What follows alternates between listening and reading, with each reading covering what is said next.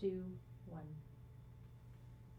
I remember standing over the railing on the edge of the Lionsgate Bridge.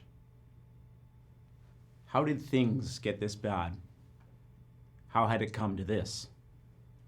Yet I felt an overwhelming sense of peace. I felt like I was in control. I would no longer be haunted by the nightmares, the flashbacks, the images, the screams. I was desperate to end the suffering. I was desperate to sleep. But in the distance, I could hear the sound of sirens. Hurry, I need to make a move. My name is Jeff Smith, and this is the story of how I, a 2-decade-long serving first responder, survived and continues to survive my post-traumatic stress disorder journey. In 2016, the federal government of Canada issued a survey of public safety personnel. Based on findings, approximately 1/4, or 23%, reported symptoms consistent with post-traumatic stress disorder, or PTSD as it's come to be known. Approximately 1 in 10 Canadians will be diagnosed with PTSD at some point in their lifetime. PTSD is no longer reserved for the battlefields of war-torn countries. Rather, it walks its harrowing walk among us. I spent 20 years as a paramedic, and yes, I can confirm most ambulance calls are made sometime after someone says the words, "Hold my beer and watch this." I took tremendous pride in advocating for others. While it may sound cliche, a passion for helping is a must in the industry. I can still remember being outside of the Lionsgate Hospital in the late 1990s, interrupting a couple of paramedics who were cleaning their ambulance. They were happy to answer a few questions and invited me out for a ride along. I sat in the back, peeping through the pass-through window, trying not to get nauseous as we raced from call to call. They didn't appear to be alarmed by bodily fluids, angulated fractures, or gaping wounds. They knew what to say to comfort the injured and calm distraught family.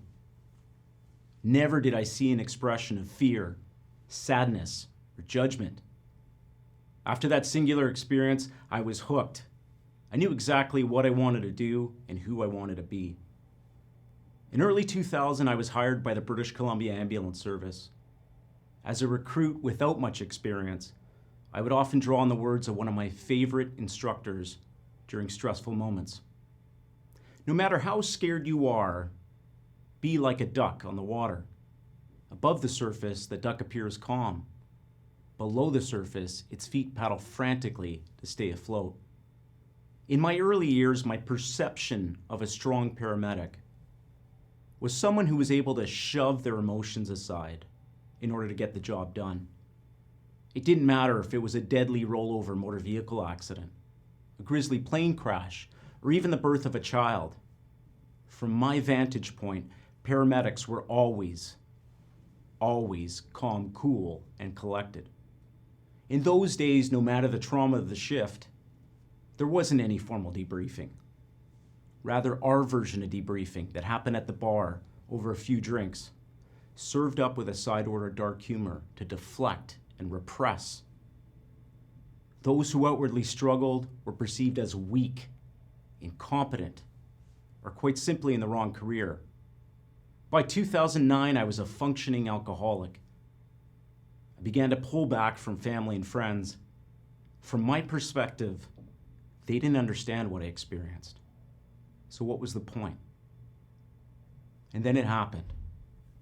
The call that would change me. And not for the better. Not at first anyways. On August 25th, 2009, we responded to a call for a 2-year-old girl that was tragically killed after being struck by a truck.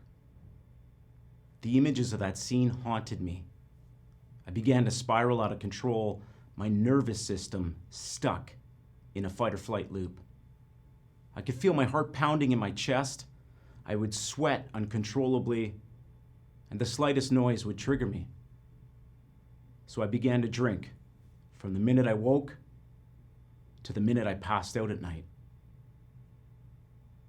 My marriage was falling apart in front of my 2 young boys. Reluctantly, I agreed to go to marriage counseling. It didn't take the counselor long to figure out what was wrong. I was referred to a psychologist who specialized in trauma. I began therapy, and after a few months of hard work, I was able to quit drinking and develop some healthy coping strategies. I returned to work feeling stronger than ever. I became an exercise fanatic. I even took up woodworking as a hobby. Professionally, I had a great partner, and I believed my PTSD was a thing of the past.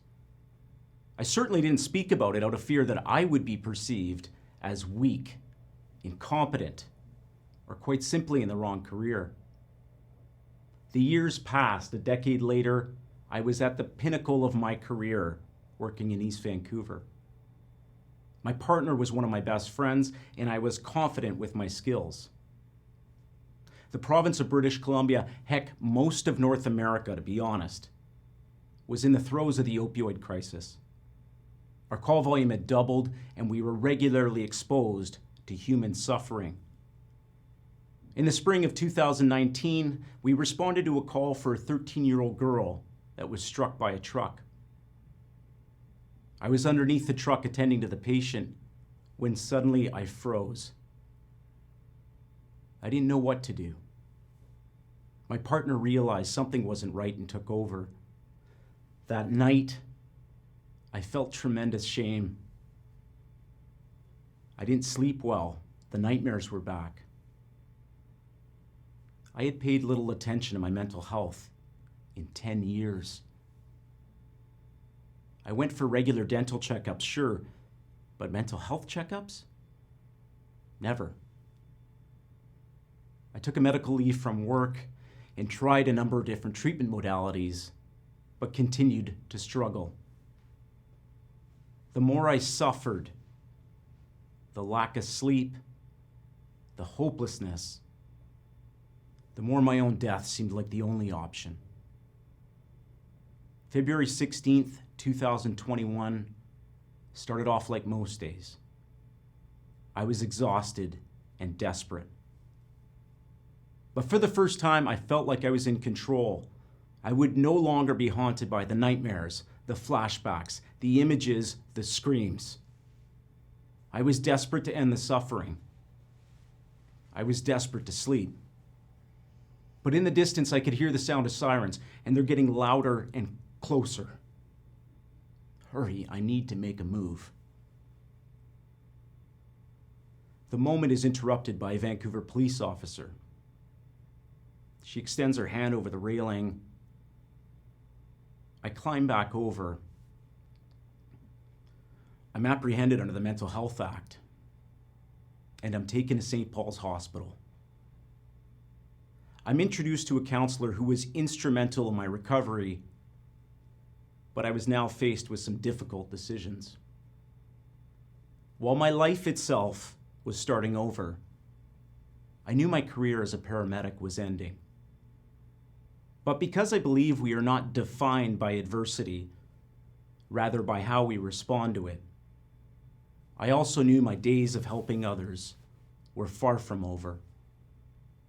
As such, knowing my story was far from unique, I helped organize a nonprofit specifically aimed at supporting public safety personnel who struggle with PTSD. I'm proud of the work we're accomplishing in our mission to empower individuals by providing access to support, education, and the skill set required to navigate the impacts of trauma. But the tools like the ones we offer shouldn't only be accessible by an app or be solely available in a micropocket of society.